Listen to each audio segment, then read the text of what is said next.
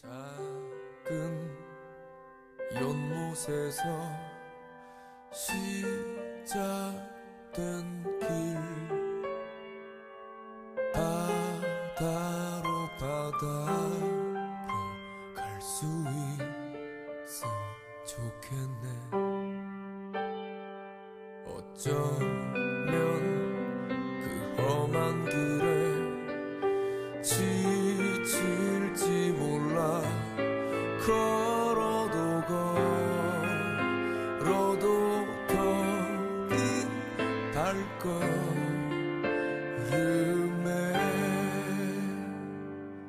너 가는 길이 너무 지치고 힘들 때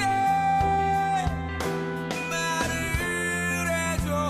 숨기지 마, 너는 작가 아니야. 우리도 언젠가 흰 수염 모래처럼 헤엄쳐 두려움 없이 넓은 세상 살아갈 수.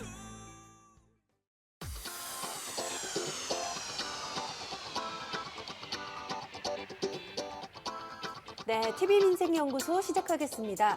오늘 쌍용차 해고자 35명이 기나긴 복직투쟁을 끝내고 11년 만에 출근했습니다. 예, 무려 10년 11개월 만에 맞는 출근길이었습니다. 새벽에 우리 쌍용노동차 노동자들의 11년 만에 출근길 사진이 큰 화제가 되었는데요. 너무나 긴 시간이었습니다. 얼마나 큰 고통과 희생이 있었습니까? 그래서 그렇게 큰 고통 끝에 일터로 돌아가신 쌍용자동차의 한상균 전 노조위원장님을 저희가 전화로 한번 연결해 보았습니다. 한상균 위원장님. 네, 안녕하세요. 네, 위원장님. 안녕하세요.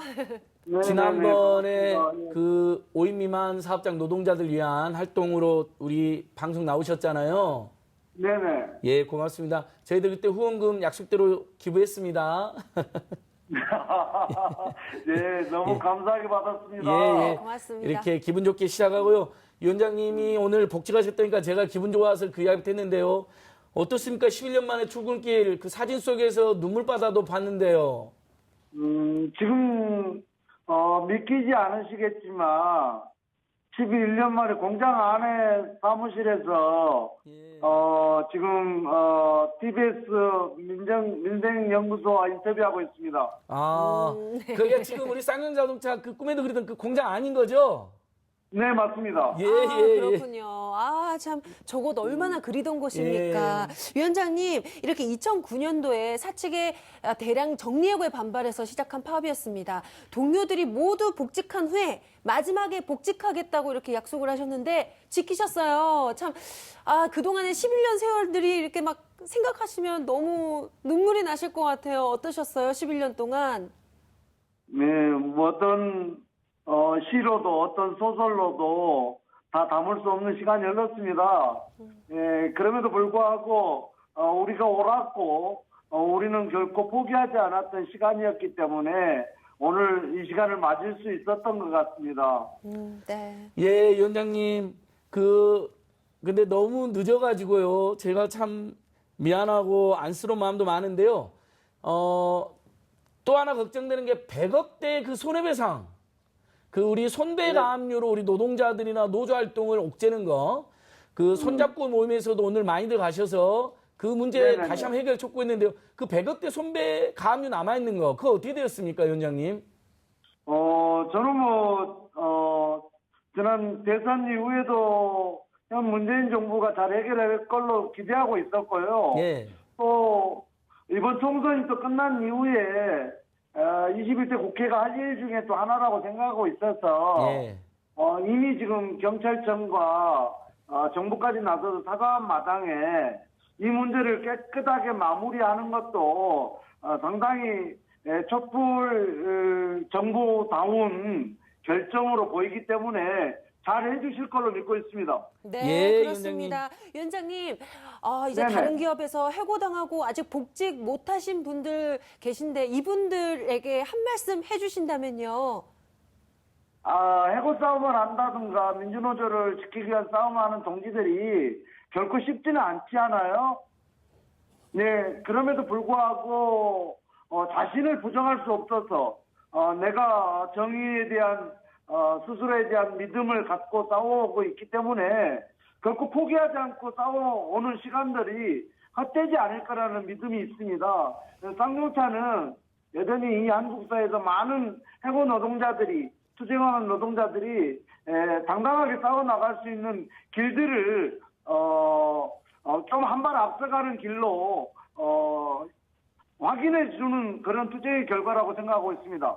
네. 예, 위원장님.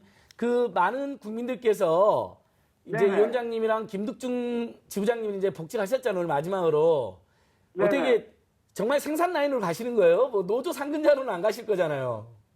네, 생산 라인으로 반드시 들어가서 제가 늘 해왔던 차를 만드는 노동자로 열심히 또 노동의 대가를 누려보도록 하겠습니다. 네. 예, 위원장님, 그럼 뭐 흔히들 우리 아는 무슨 티볼리라든 이런 차를 위원장님 직접 만드시는 거예요, 이제?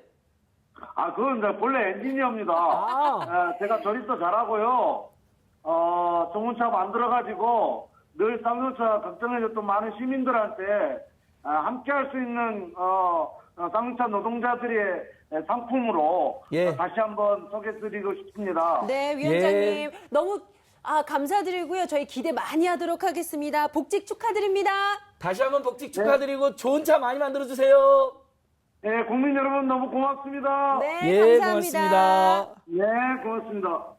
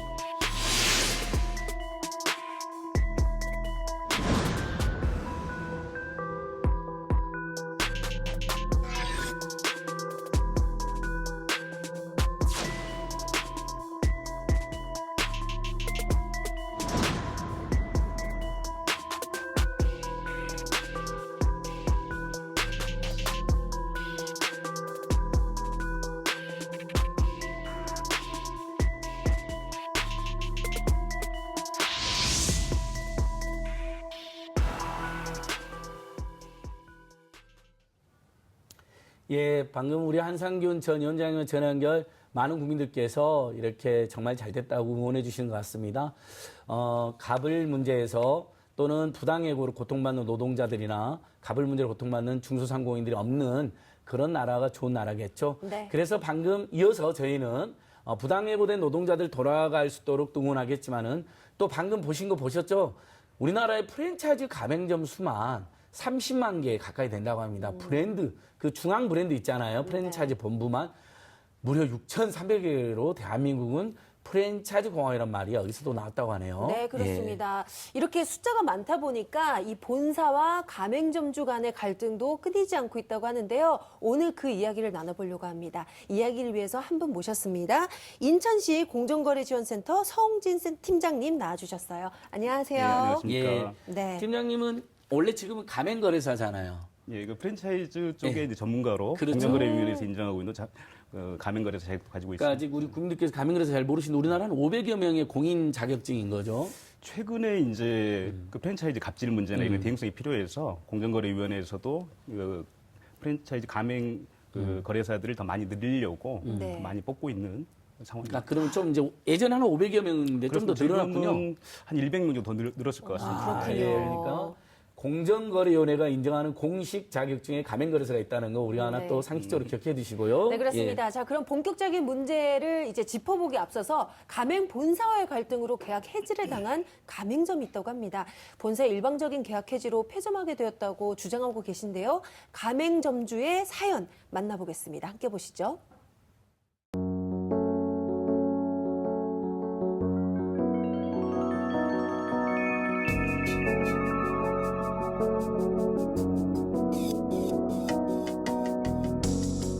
(2005년도부터 시작으로 영업을 해서 지금 15년 차가 막 되고 이제 16년 차가 들어가는 상황인 거죠. 그러니까 한 10년 정도는 집사람이 혼자 직원을 고용을 해서 운영을 해왔었고요. 제가 이제 퇴직을 하고 집에 와 있으니까 마침 또 집사람이 이걸 하고 있으니까 다른 일을 하는 것보다는 저거에서 제가 또 합류해서 한 거는 한 5년 정도 이렇게 되죠. 근데 이제 갑자기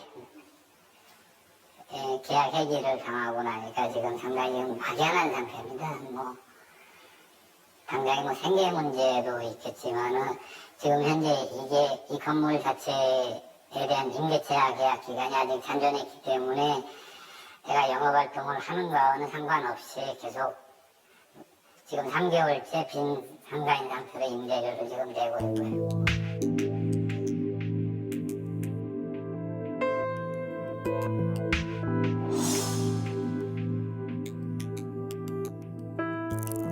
계약 기간이 2월 1일짜리인데 제가 10월 중순경에 이제 그 가맹계약 종료 통보를 받았어요. 그래서 거기에 대한 부분들에 대해서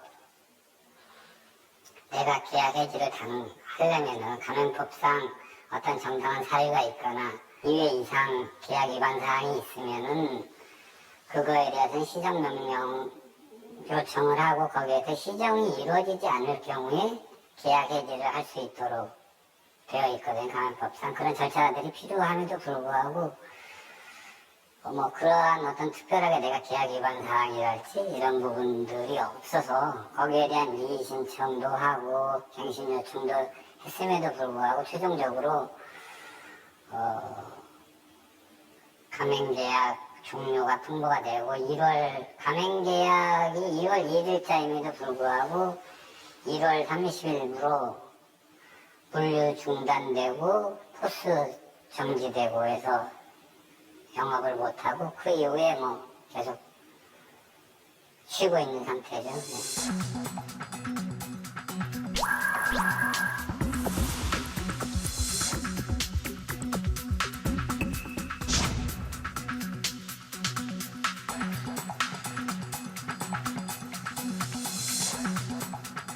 왜 사유에 대해서 뭐 물어보니까 그 답변서 중에 뭐 제가 그 활동을 했던 점주업 활동을 해서 회사의 명예와 신용을 심하게 훼손을 했다. 이러한 내용들을 적시를 했더라고요. 이제 저한테 통보하는 내용은 없었지만은 그래서 제가 유추해서 생각해 보건데 내가 그 법적으로 보장되어 있는 그 사업자 단체 활동을 했던 거에 대한 부분들에 대한 어떤 일련의 보복 조치가 아닌가 이런 생각을 지금 하고 있죠.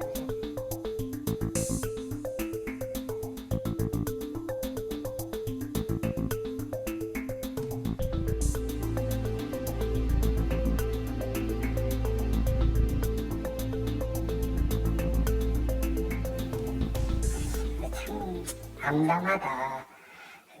그러니까 사실은 가맹본부를 믿고 사업을 했고 그동안에 15년이라는 짧은 기간이 아니거든요. 서로 믿고 왔음에도 불구하고 이것이 특정한 내가 전체적인 브랜드 가치를 훼손할 만큼의 어떤 영업 방침을 위반을 했다거나 뭐 다른 가맹점 사업자들한테 피해를 줄 정도의 어떤 대활동을 했다거나 이런 구체적인 사유로 내가 적시를 해줬으면 내가 인정을 하겠는데 그러한 부분들이 없이 갑자기 내팽개치니까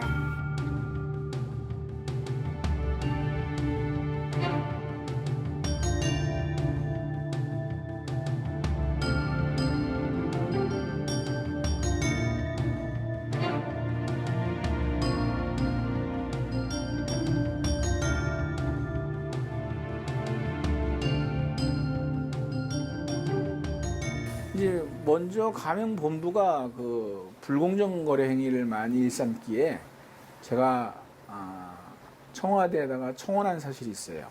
영업 시간을 강제를 하고 계약서에도 없는 내용입니다. 영업 시간을 몇 시부터 12시부터 밤 12시까지 해라 이 내용은 없어요.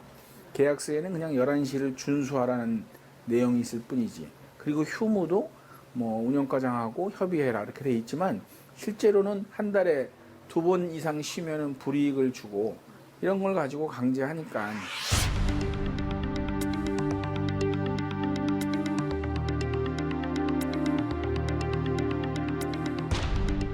이제 한 3개월 정도 있다가 내용 증명이 날라온 거예요.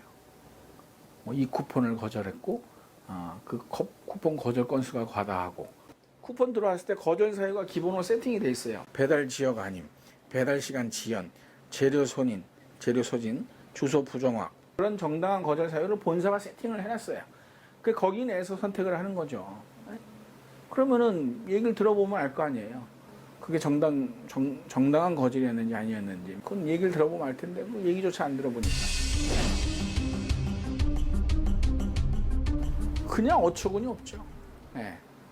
그러니까 이 갑질이라는 게 이제 그 우월한 위치에 있는 거래 지위를 남용해서 우월한 위치에 있는 사람이 할 수 있는 건데 아예 없다고 생각은 안 해요. 근데 도가 지나친 그다음에 이렇게 생계를 끊어버리는 밥줄이 끊겼잖아요.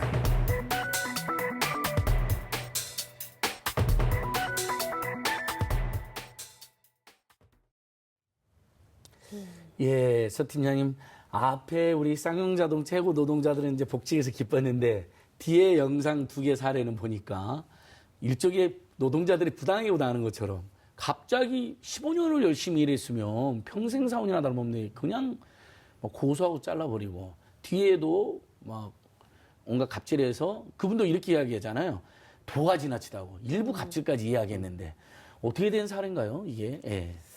일단 점주님이 주장하시는 내용들로 보면 정당한 해지 사유가 없다. 그래서 해지 사유를 알려줬으면 좋겠다. 그리고 해지를 하려면 절차를 지켜라. 우리 가맹사업법 14조에는 엄격하게 그 해지를 위한 절차들이 마련이 돼 있거든요. 이거를 위반하면 바로 무효입니다. 네. 예.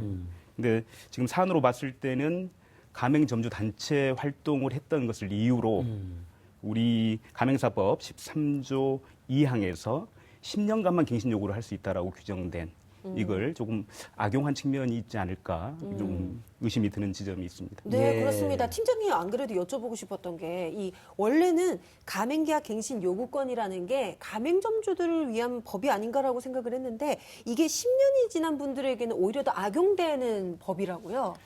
그러니까 13조 2항에 이제 갱신 요구권이라는 하는 것이 이제 10년간만 보여주겠다라는 것이 아니라 최소한 10년은 보호해 주라는 그런 취지로 그렇죠. 이 입법이 예. 된 것이거든요. 네, 네. 근데 이 입법을 이제 가맹점주에게 아주 불리하게 해석을 함으로써 지금 이런 문제들이 나오고 있습니다. 이런 네. 문제점들이 사실 국회에도 지금 개정안으로 많이 올라가 있거든요. 근데 20대 국회에서 이게 여러 가지 정치 현안 때문에 이게 좀 공론화되지 못하고 논의되지 못함으로 지금 폐기될 상황이거든요. 아, 네. 이거 정말 민생 그러면 현안인데. 현장에서는 실무적으로 이렇게 했네요.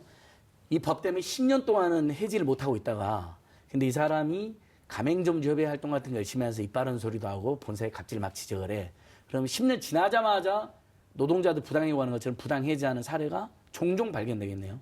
지금까지 뭐 보도로 보시면 아시겠지만 다양한 브랜드들에서 점주단체 활동을 이유로 해지된 사례들은 드물지 않게 발견할 수 있습니다. 네, 그렇습니다. 그런데 저희 일반인들이 보기에는 아니 10년 이상 우리 브랜드를 위해서 열심히 일하고 그러니까. 그리고 매출도 너무 매출도 좋고 높고. 그러면은 본사에서는 당연히 더 좋아하는 거 아니야? 이렇게 생각이 들거든요. 근데 이게 아니란 말이죠. 왜 이런가요? 상을 줘야 맞겠죠. 사실. 그러니까요. 그러니까 10몇 년 동안 회사를 위해서 매출을 그러니까요. 올렸으면 그 매출에 따라 로얄티를 엄청 가져갔을 거 아니에요. 수입을. 15년 동안 최고의 고객이었잖아요. 네. 네. 본사에 대해서도 이 가맹점주님은. 그리고 15년을 했고 10% 이내의 어떤 매출 순위를 네, 기록했다면 가맹점 관리도 굉장히 잘했다는 것이거든요. 맞아요. 그래서 프랜차이즈 사업에서 이렇게 지속하는 관계는 가장 이상적인 관계입니다. 네. 맞아요. 그럼에도 불구하고 이제 10년 이상 가맹점 운영하다 보면 이제 아무래도 시장에 대한 이해도 높고 법률적 쟁점에 대한 이해들도 갖게 되고요. 그러다 보면 이제 본사의 어떤 부조리한 부분에 대한 문제 제기도 할 수 있을 거고 그러다 보면 이제 좀 불편한 관계로 접점이 생길 수밖에 없게 되는 것이죠. 네. 그러니까 아무래도 본사의 갑질에 대해서도 협의를 만들어서 저항도 하고 법률 관계도 잘 알고 또 본사가 이렇게 조금 속이는 듯한 말을 해도 속지도 않으시니까 오히려 이런 사람들 내몰아 버린다는 건데 참 야박하고 야소단성 애들인데 그러면 결국 그분들 몰아내고 신규 가맹점을 모으는데 혈안이 이렇게 좀 집중을 하나요? 보통 프랜차이즈 본사들이? 기본적으로 프랜차이즈 본사들이 성장하는 구조는 이제 신규 출점을 급속하게 늘림으로써 이제 성장하는 구조이거든요. 네. 지금 아까도 보셨지만은 지금 우리나라 프랜차이즈 산업에서 가맹점 개수는 25만 4천 개를 넘어서고 있잖아요. 어디에는 30만 개 정도 된다고 나오던데. 네. 왜냐하면 이제 그 실제로 프랜차이즈이지만 등록하지 않은 채로 그러니까 저는 30만 개로 봐가지고 30만 개라 그런 거거든요. 그 정도 이해하시면 맞을 것 같습니다. 네. 네. 그리고 브랜드 프랜차이즈 브랜드도 한 6,353개니까요. 본사가. 예. 예. 아, 이렇게 계속 신규 사업점이 늘어나고 있는 게 뭐 저도 얘기를 들어봤는데 그 가맹점을 처음에 이제 오픈할 때 인테리어 비용이나 이런 게 많이 드니까 아무래도 이 그 프랜차이즈 모으는 곳의 입장에서는 좀 좋다라고. 네. 아무래도 이제 하더라고요. 본사의 물건을 초도 물품이나 해서 이제 많이 또 구입하는 초기에 가맹비도 좀 내죠, 가맹비도. 가맹비도 내야 되고 그러네요. 교육비도 받을 수 있고요. 교육비, 가맹비, 교육비. 그리고 또 계약을 이제 새롭게 하게 되면 이제 거래 조건들을 조금 기존에 있는 분보다는 조금 약화시켜서 아, 영업적을 좀 타이트하게. 축소한다든지 아, 네, 네. 그래서 그렇게 추가 출점할 수 있는 그런 유혹들이 계속 있겠죠. 네. 오래된 데 내몰고 조금 더 영업이익이 있으니까 신규만 모은다. 일단 뭐 이건 좀 좀 문제가 부조리하다라는 있습니다. 예. 생각이 좀 드는데요. 그렇죠? 네, 예. 팀장님. 근데 요즘 이렇게 가맹점이 지금점보다도 더 많고 아까 보니까 엄청나게 증가하고 있던데 그럼 이분들이 일하기 좋은 환경을 만드는 거 참 중요할 것 같아요. 그래서 이 가맹점주의 단체 활동 이거 필요할 것 같은데 이거 이미 법적으로 보장돼 있는 거죠? 2013년도에 뭐 2012년, 13년 거치면서 이제 편의점 주님들 뭐 자살 네. 보도를 많이 심각했죠, 예. 보셨을 것 같은데요. 그러면서 2013년도에 이제 가맹사업법이 개정이 되면서 이제 단체 활동에 대한 근거 조문이 들어왔습니다. 가맹사업법 14조의 2인데요. 단체를 구성할 수 있는 권리, 그리고 거래 조건을 정당하게 협의 요청할 수 있는 권리, 그리고 이러한 활동을 하는 것에 대해서 불이익을 주는 것에 대해서는 과징금, 시정명령 등의 강력한 행정적 제재까지 가능한 조항은 마련되어 있습니다. 네. 그렇게 마련되어 있어서 저도 뭐 이론적으로도 이제 노동자들이 있는 노동 3권처럼 가맹점들이 있는 가맹 2권, 가맹점주 협의회 단결권, 교섭 요청권까지 있는 거로 들었는데 근데 아무튼 여전히 이런 걸 해도 불이익을 주거나 막 블랙리스트 올린다거나 심지어 소송까지 당하고 있다면서요. 법에 이렇게 보장되어 있는데. 좀 전에 그 점주님께서 말씀하셨지만 지금 소송의 국면에 놓여 계시잖아요. 네. 이게 가맹점주들 같은 경우는 이제 이런 어떤 불합리한 불공정 폐해가 있을 때는 주로 이제 분쟁 조정 신청이나 공정거래위원회 신고. 왜냐하면 이제 경제적인 이제 자원의 한계가 있으니까요. 이걸 통해서 극복하려고 한 반면에 가맹본부 같은 경우는 이제 사회 경제적 지위가 조금 더 낮기 때문에 주로 이제 뭐 대형 로펌들을 통해서 뭐 허위 사실 유포를 했다. 네. 그다음에 이제 명예훼손을 했다. 뭐 영업 비밀을 유출했다. 뭐 이제 주로 이런 것들입니다. 좀 사례 대표적인 사례들로 보면 그래서 이제 이런 소송 과정을 거치다 보면 가맹점주들은 이제 극도의 피로감, 스트레스, 너무 힘드시죠. 네, 이런 상황에 빠지죠. 개인이 감당을 해야 되니까 네. 참 그러니까 어려운 그 문제인데. 고통과 비용 다 감당. 맞아요. 보통 이런 데 막 대형 높은 내수 세버리잖아요. 가맹본 맞아요. 본사들은. 또 과거에 보면 좀 열악한 가맹본부인데 그런데 대형 로펌에 아, 그래요? 굉장히 막대한 돈을 그 저 쓰고 기억이 나는 사건이 있는 게 예전에 그 피자 프랜차이즈 가맹점에서도 이런 비슷한 사건이 있지 않았었어요, 팀장님? 누가 막 자살하고 네, 고통받는 그런 일이 엄청 그때 있었잖아요. 이슈가 심지어. 됐던 것 예. 같은데 그때 피자 프랜차이즈 얘기 좀 저도 해주신다면. 기억납니다. 전형적으로 일어나는 구조에 있습니다. 주로 점주단체 활동을 하다 보면 네. 이런저런 불이익의 구조에 많이 놓일 수밖에 없죠. 그때 생각나는 게 팀장님 지금 인천시에서 오셨으니까 그 사례가 인천시 사례인데 그분이 가맹점주 협의 활동 열심히 하니까 보복 출점이라는 곳 돼버렸잖아요. 옆에다가 네. 잘 나가는 매장 하나 딱 심어버리니까 그분이 망해버린 이런 얘기였던 것 그 같은데. 사건 얘기 좀 해주세요. 얼마나 네, 좀 그- 힘든 그 사건이었는지. 법에서 그건 금지는 안 되나요? 한번. 네. 그건 진짜 좀 가슴 아픈 사연인데 네. 제가 이제 그 인천에 있다 보니까 지금도 그 매장 앞을 가끔 지나는데 동인천역 주변인데 예. 아직도 뭐 다른 매장에 들어오지 못한 채로 이렇게 이제 아이고. 남아 있는데요. 사실 그때 이게 굉장히 법적으로 좀 문제될 수 있다라고 문제 제기도 했고 했는데 그 여기에 대한 강한 페널티는 또 받지 않은 것으로 보입니다. 네. 그러니까 아무튼 법 개정안 제가 심단체나 가맹점 단체에 대한 법 개정안 보니까 불이익을 줄 때 네. 징계를 세게 하고 그다음에 교섭을 응하지 않을 때 거기에 대한 페널티를 주는 것도 아직은 법에는 그까지는 안 들어가 네. 있다는 거죠. 네네. 그 부분이 좀 보복 네. 조치에 대한 것은 아직 이제 법에 이제 마련이 돼 있습니다. 그러나 금지하고 이제 교섭에 응하지 않는다. 여기에 대한 페널티를 가하는 것은 아직 예, 법에 아직 안 돼 있고. 보복 조치에 대한 페널티도 좀 강화할 필요가 있고 애써서 교섭을 조청했는데 나몰라라 해버리면 본부가 그러니까요. 페널티가 없으면 피해 다녀버릴 거 아니에요. 맞습니다. 그 부분이 필요하다. 그다음에 제 가맹점주님들 만나보면 우리 저희 TV 민생용서로도 사연 보내주신 분들 보면 본사가 무슨 물품 마진 그다음에 뭐 로얄티 이런 걸 너무 많이 떼간다. 맞아요. 시중에서 저렴한 건데 막 2배, 3배로 받는다. 이런 이거 사연 문제 정말 됐잖아요. 많았던 것 예. 같아요. 네. 요즘 어떻습니까? 한 2017년도인가요? 모 김밥 브랜드에서 이게 좀 첨예하게 문제가 됐죠. 예. 이게 이제 일반 공산품 같은 경우는 본사의 어떤 노하우나 이런 것들이 전혀 포함된 것들이 아니잖아요. 뭐 수저랄지 뭐 이런 것들, 예. 젓가락이랄지 예. 이런 것도 이제 본사 어떤 뭐 로고 같은 걸 찍어서 좀 더 시장가보다 훨씬 높은 가격을 받는다라고 하면 그 가맹점주 입장에서는 본사를 신뢰하기가 좀 쉽지 않거든요. 그렇죠. 그래서 이제 그런 문제들이 사실 문제제기 되면서 2019년도부터는 그런 물류 마진들을 정보 공개서에 기재하도록 차액 감금이라고 하는 개념으로 이제 조금 정보의 어떤 투명성까지는 왔기 때문에 우리도 점차적으로 이제 물류 마진 체제에서 이제 미국처럼 로열티 구조로 좀 움직여가는 뭐 과도기적 단계를 경험하게 될 것으로 봅니다. 네. 이제 그러니까 물품 마진을 과다 남기는 것은 근절이 나가는데 그럼 이제 로얄티 매출액의 네네. 일부를 내는 거. 근데 로얄티를 너무 많이 요구하면 어떻게 돼요? 팀장님 또 만약에 만약 뭐 점주들이 그 매장을 운영할 수 없는 수준이 되겠죠. 너무 요구한다면 아주 극렬한 상황이 또 벌어질 수밖에 없을 겁니다. 예. 그게 이제 편의점들이 로얄티가 35%나 본사 떼가서 문제가 되지 않았던가 그래서 여쭤보는 거예요. 예, 맞습니다. 그리고 그런 것들은 계속 이제 그 시장 상황이나 점주들의 이제 수익 구조들을 보면서 계속 조절해 가야 되는 것이거든요. 조금 더 인하를 요구하고 네. 이렇게 로얄티를 네. 예, 계속 제가 또 관심을 가져야 될 텐데 하나만 요구만 더 여쭤볼게요. 팀장님. 최근에도 무슨 모 프랜차이즈 본사 대표가 뭐 안 좋은 일에 휘말려가지고 그러면 이제 우리 시민들이 굉장히 촛불 시명명 일으킨 시민들이 우리 민주식 올라가가지고 불매운동을 하잖아요. 항의하면서. 근데 여기는 묘하게 가맹점주들이 피해를 본단 말이죠. 이제 가맹 프랜차이즈 분야에서는 불매운동을 하면 그 취지는 굉장히 좋은 취지인데 그런 오너 리스크로 인한 가맹점들 손해 이 문제는 어떻게 지금 해결이 되고 있나요?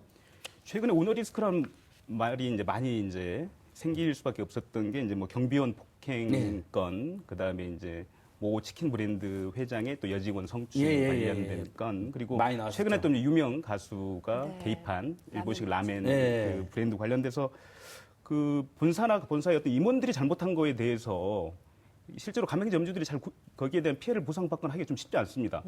가맹점주들이 잘못하면 계약 해지되잖아요. 맞아요. 근데 여기에 대해서는 좀 형평이나 균형을 조금 맞추는 과정이 좀 필요해 보입니다. 네, 이 부분 좀 많이 좀 정정이 돼야 될 것 같다는 생각이 들고요. 팀장님, 이 가맹점들이 이렇게 어려움이 많지만 그래도 다행인 게 최근 들어서 이 상생, 협력과 공정사회에 대한 개념이 아주 강해진 것 같습니다. 그래서 몇 년 사이에 이 불공정 거래, 뭐 이런 갑질 이런 것도 많이 줄었다라고 얘기를 들었어요.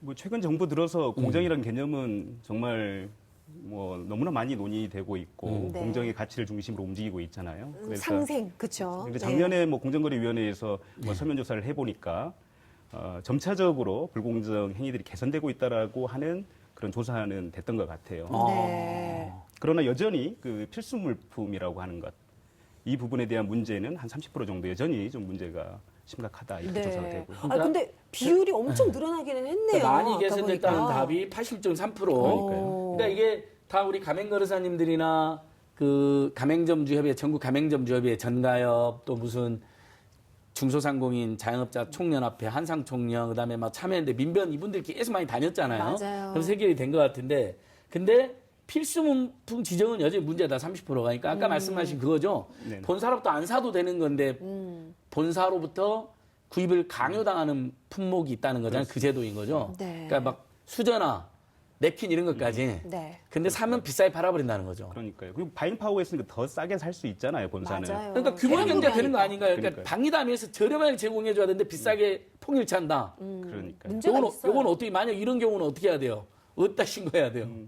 이건 이 자체가 이제 불공정 행위가 될 수 네. 있고요. 그리고 이제 여기에 대한 개념 다툼이 있기 때문에 사실 20대 국회에도 부당하게 필수 물품을 강제하는 행위를 금지하라는 그런 규정을 법에 마련하자 이런 게 지금 개정안에 올라와 있습니다. 아직 통과는 안 됐군요.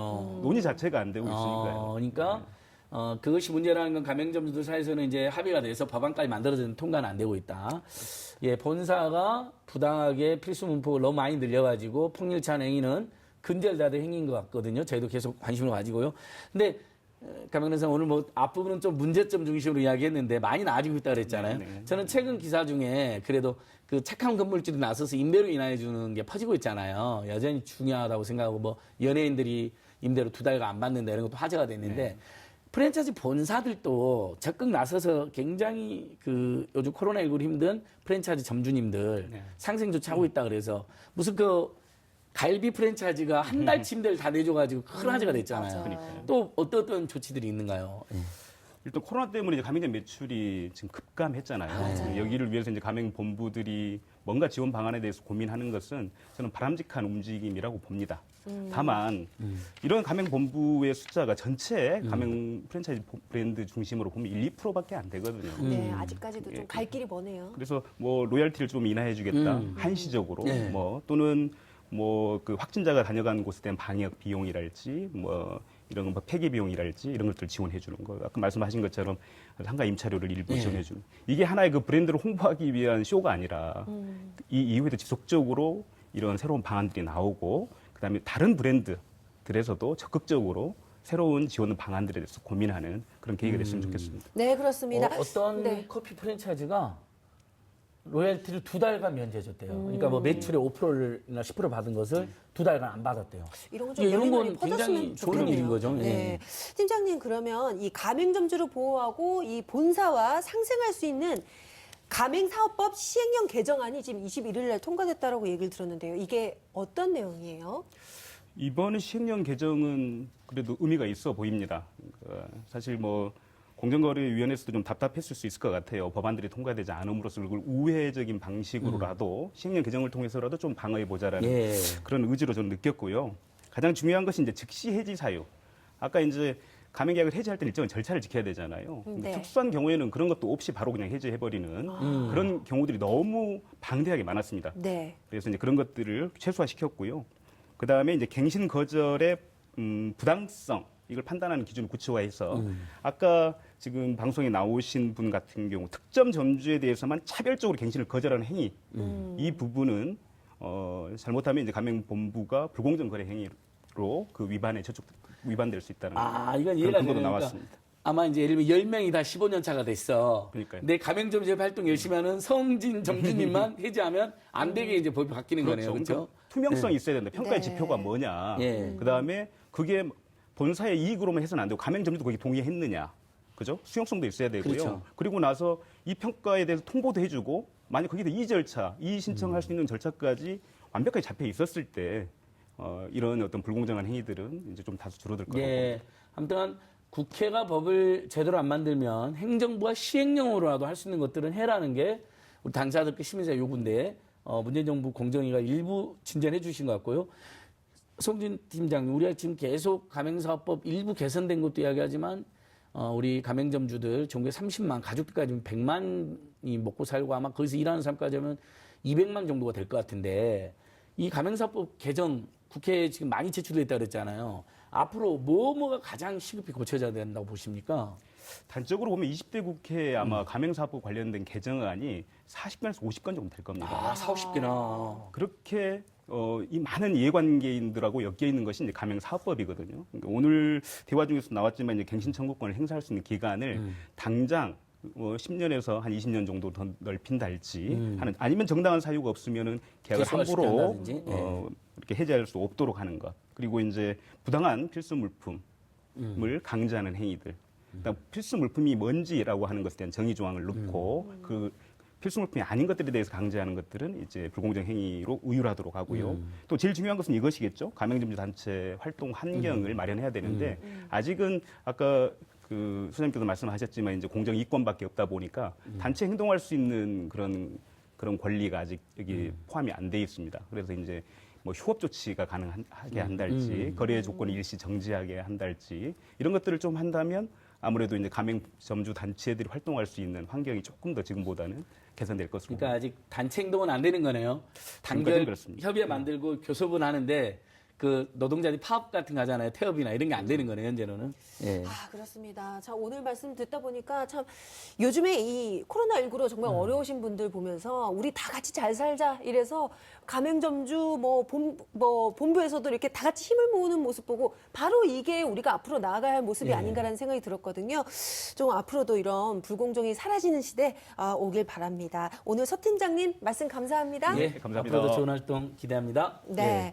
자, 코로나19는 조금씩 멀어지고 있지만 일상으로 돌아오는 데는 시간이 오래 걸리고 있죠. 교육부가 이번 달부터는 이 계약을 검토 중인데요. 지난 2달 동안 온라인 강의를 했던 대학생들 1인 시위에 나섰다고 합니다. 대학생들의 등록금 반환 논란 어떤 내용일까요? 함께 보시죠.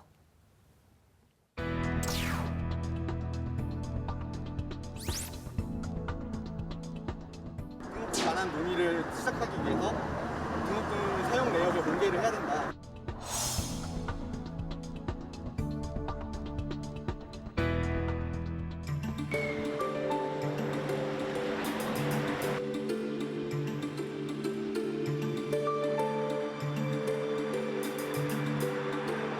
등록금 반환 논의를 위한 등록금 사용 내역 공개 꼭 필요합니다.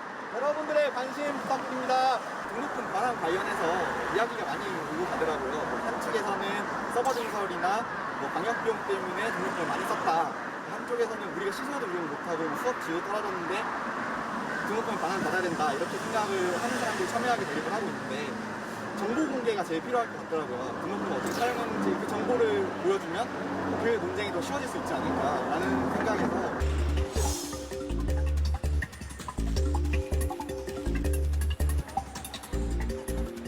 특히 이렇게 비대면 강의를 하고 있는 이런 상황에서 등록금 전액을 지불하는 거는 옳지 않다고 생각을 합니다. 잘 돼가지고 저희 학생들의 좀 소중한 돈을 돌려받을 수 있었으면 좋겠습니다.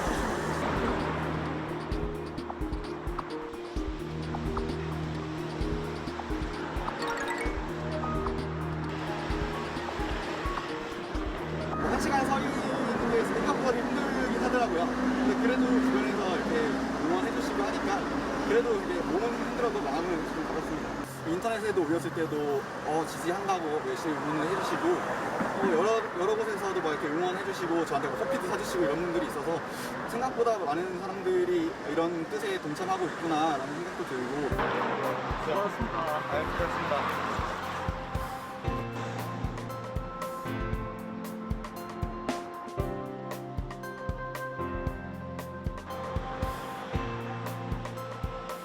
먼저 제가 하고 있었기 때문에 원래는 연대를 하고 싶다라고 말씀을 하셨는데 일단 사회적 거리 두기도 있고 1차에서 여러 명이서 하면은 정부 정책을 안 따르는 모습을 보일 수도 있다라는 게 있어서 그냥 일단은 5월 5일까지는 릴레이 시위로 하자라고 제가 먼저 제안을 드렸고 그러고 또 흔쾌히 받아들여 주셔서 릴레이로 제안하고 있습니다.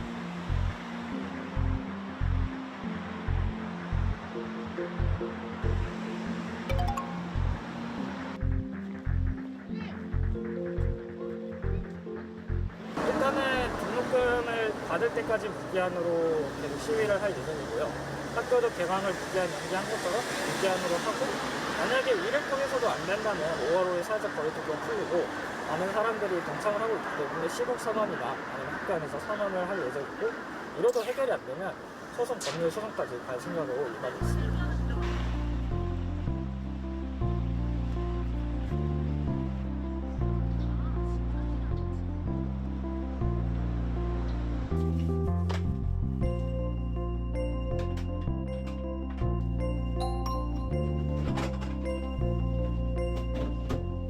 중앙도서관을 그동안 2개월에서 3개월 정도 학생들이 이용을 못했고 개강을 늦춰지면서 학생식당을 아예 폐쇄를 해서 학생식당도 이용 못하는 상황이고요.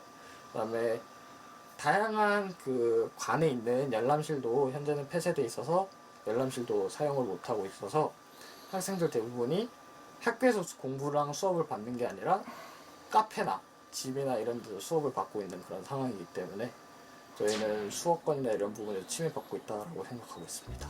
얼마나 상관관계가 높은지를 마이너스 1부터 플러스 2로 우리가 양의 상관관계가 높다라고 얘기를 할 건데 두 변수가 동일한 패턴을 교수님의 성함이 다르세요. 그러니까 저희는 이 교수님은 수강 신청이라는 그 어려운 관문을 통해서 신청을 했는데 지금 몇 주 차째, 9주 차째가 됐는데 계속 이 교수님한테 수업을 받고 있습니다. 저희는 실시간 강의를 하라라는 학교의 공고사항이 내려오고 나서 저희한테 어마어마한 양을 주고 그걸 요약해서 저희 보고 발표를 하라고 하세요. 근데 그 발표가 뭐 한 75분을 한다 그러면 65분은 학생들이 다 말을 하고 한 10분 정도만 약간 말을 한다? 왜 우리가 지금 이 수업을 우리가 왜 수업을 받아야 되는 입장인데 하고 있지? 라는 생각을 하고 있고요. 보시다시피 이게 일단 제 달력인데요. 보시다시피 여기다 다 과제를 제가 적어놨거든요. 막 이때 내고 이때 내고 이때 내고 이때 내고인데 과제가 여기서 하나 끝내면 다시 또 과제가 생기고 막 그래요. 그래서 지금 상황에서는 학생들이 수업을 받다기보다는 뭐 과제를 하고 있다 약간 이런 실시간 강의를 하는데 녹강을 틀어주시거나 뭐 실시간 강의를 하시는데 출석 체크만 30분 하시고 약간 이러신 교수님들도 많기 때문에 이러다가 자칫 잘못하면은 학생들 입장에서는 이번 한 학기를 통째로 날렸다라고 생각할 수도 있는 자꾸 지금 상황은 정말 심각하고 잘 해결해야 되는 그런 상황이라고 저는 지금 생각하고 있거든요.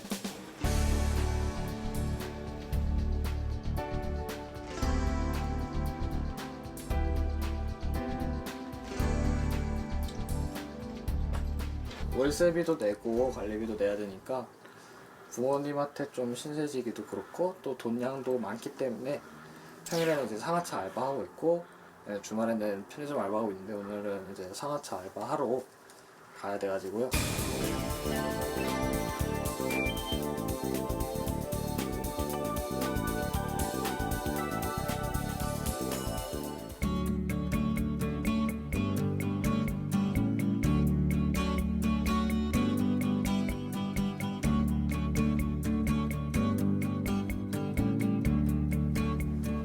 지금 동기들이랑 교수님이랑 한 번도 못 봐가지고요. 지금 되게 다들 좀 어색하고 해요. 또 이제 뭐 메시지나 이런 걸로 교류하기는 하는데요. 좀 아쉽죠. 이제 막 다 이제 한번 경험해보고 다 이렇게 놀고 한번 이렇게 다 만나봐야 하는데 아무래도 못 만나니까 좀 아쉽기도 하죠.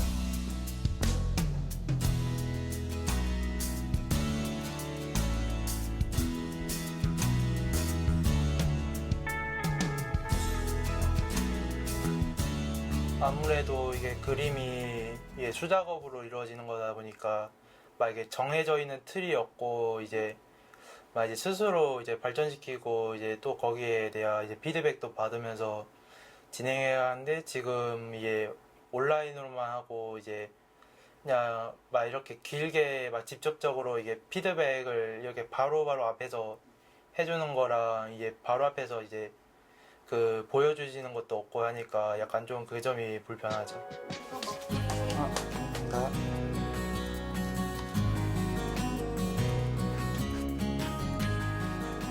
많이 안타깝죠. 힘들게 들어갔거든요. 근데 지금 친구들도 못 만나고, 그러니까 대학교 1학년에 대한 또 로망이 있잖아요. 뭐 MT고 OT고 그런 거 전혀 또 못하기 때문에 많이 아까운 생각은 솔직히 들어요. 저희 같은 경우는 또 미대다 보니까 디자인과다 보니까 실습 비용도 있었거든요.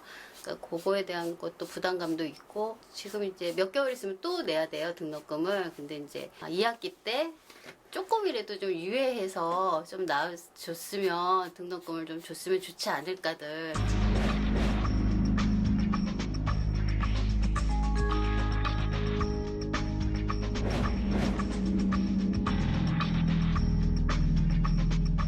지금 요구하는 게 등록금을 받아내달라는 거잖아요. 저희가 학생들을 뭔가를 지원을 하거나 대학을 지원한다는 거는 이게 반드시 재정이 수반될 수밖에 없는 문제인 거거든요. 대학에 그런 여력이 되는지를 살펴봐야 되고 또 정부가 뭘 할 수 있는지 살펴봐야 되는 문제가 있어요.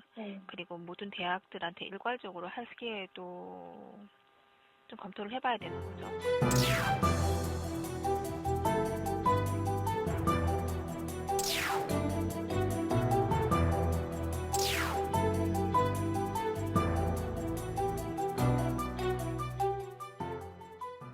네, TV민생연구소 준비한 내용은 오늘 여기까지인데요. 저희 내일 네. 어마어마한 특집이 준비되어 예. 있습니다. 네. 모든 아이는 우리 모두의 아이. 어린이날 특집 방송인데요. 정말 유명한 네. 가수도 오시고 모델도 오시고 정말 대단한 분들이 오신다고 하네요. 네, 내일 저녁 7시 20분 여러분 꼭 본방사수 해주세요. 네, 여기는 TV 민생연구소입니다.